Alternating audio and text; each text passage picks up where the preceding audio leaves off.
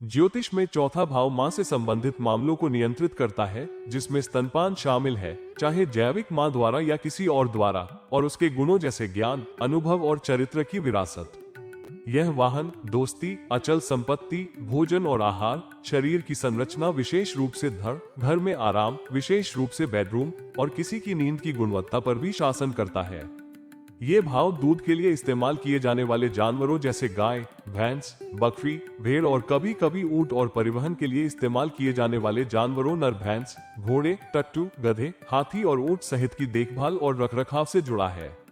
बर्फीले क्षेत्रों में ये परिवहन के लिए कुत्तों के उपयोग से भी संबंधित हो सकता है।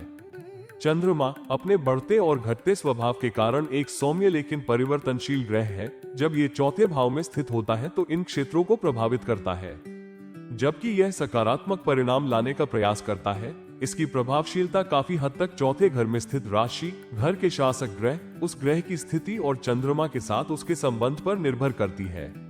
नवमांश कुंडली भी इन प्रभावों को आकार देने में महत्वपूर्ण भूमिका निभाती है।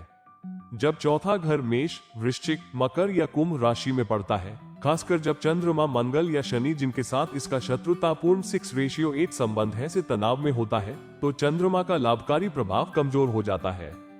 ये देखते हुए कि चंद्रमा मन को नियंत्रित करता है, यह व्यक्ति की भावनात्मक प्रतिक्रियाओं और समग्र मानसिक दृष्टिकोण को प्रभावित कर सकता है। प्रारंभिक जीवन में स्तनपान विशेष रूप से प्रभावित होता है। यदि किसी भी प्रमुख कुंडली जन्म, नवमांश या कारकांश में मेष या वृश्चिक चौथे घर में है, तो मां पर्याप्त दूध देने में असमर्थ हो सकती है, जिससे बोतल से दूध पिलाना पड़ सकता है। यदि मकर या कुंभ राशि चौथे घर में है, तो मां शारीरिक रूप से ऐसा करने में सक्षम होने के बावजूद अपनी उपस्थिति को बनाए रखने के लिए स्तनपान से बच सकती है। दोनों ही स्थितियों में यदि परिवार के पास वित्तीय संसाधनों की कमी है, तो बच्चा 4 वर्ष की आयु तक अविकसित और खराब स्वास्थ्य से पीड़ित हो सकता है। परिवहन के संबंध में जब चंद्रमा चौथे घर में अकेला होता है, तब भी यह आमतौर पर एक वाहन तक पहुंच सुनिश्चित करता है, चाहे वो खुद का हो, उधार लिया हुआ हो या कभी कभार लिफ्ट के माध्यम से। यदि चंद्रमा वृषभ, कर्क, कन्या या मीन राशि में है, तो परिवहन के कई साधन अक्सर उपलब्ध होते हैं।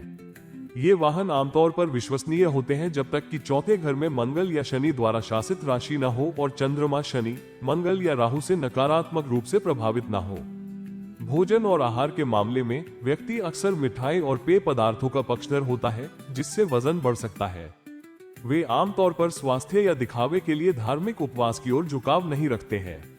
फिर भी भोजन की प्राथमिकताएं आमतौर पर उनके स्वास्थ्य से समझौता नहीं करती हैं। जब तक चंद्रमा सूर्य, मंगल, शनि, राहु या हर्षल से पीड़ित न हो या मेष, वृश्चिक, मकर या कुंभ राशि में न हो, तब तक बेडरूम में आराम और नींद की गुणवत्ता आमतौर पर अच्छी होती है।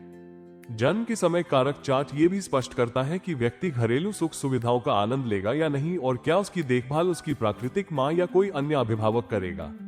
जैविक मां से दूर रहने से बाद के जीवन में भावनात्मक विकास और मानसिक स्वास्थ्य पर असर पड़ सकता है। एक वास्तविक जीवन का उदाहरण इसे दर्शाता है। 6 महीने से 6 साल तक अपनी नानी द्वारा पाले गए एक लड़के को लगाव संबंधी समस्याएं हुई और वह अमेरिका में पढ़ाई के सिर्फ 4 महीने बाद ही भारत लौट आया। माँ बेटे के रिश्ते को मजबूत करने की सलाह के बाद स्थिति में सुधार हुआ और वह अपनी डिग्री सफलतापूर्वक पूरी करने के लिए विदेश लौट आया। जहाँ तक दोस्ती की बात है, तो व्यक्ति वफादार और मददगार होता है, अक्सर बदले में उससे ज्यादा, लेकिन वयस्कता में ये बदल जाता है। खासकर करियर में प्रवेश करने या शादी करने के बाद दोस्ती कुछ चुनिंदा लोगों तक सीमित हो जाती है। साथ ही सामाजिक संबंध बने रहते हैं, लेकिन गहरे संबंध दुर्लभ हो जाते हैं।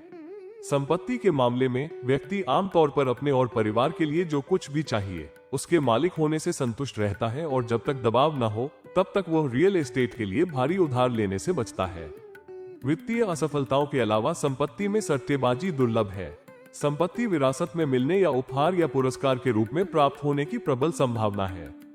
व्यक्ति में परोपकारी पक्ष भी होता है, जो स्कूल, अस्पताल, आश्रय या धार्मिक स्थानों के निर्माण जैसे सामाजिक कल्याण गतिविधियों के प्रति आकर्षित होता है, और यदि आवश्यक हो तो वे ऐसे कारणों के लिए बाहरी मदद ले सकते हैं। व्यक्ति अपने और अपने प्रियजनों के लिए चिकित्सा देखभाल के बारे में मेहनती है, हालांकि उन्हें बड़ी सर्जरी से डर लग सकता है और उन्हें आगे बढ़ने के लिए प्रोत्साहन की आवश्यकता होती है।